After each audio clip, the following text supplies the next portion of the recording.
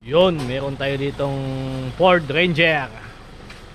Ang issue niya ay hindi na start. Tingnan natin kung bakit. Start natin. On. Start. Wala. Start ulit.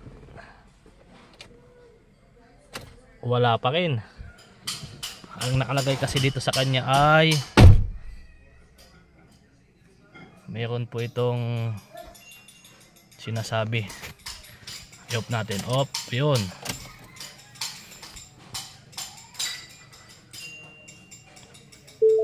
Yun. Hail start. Engine coolant over temperature.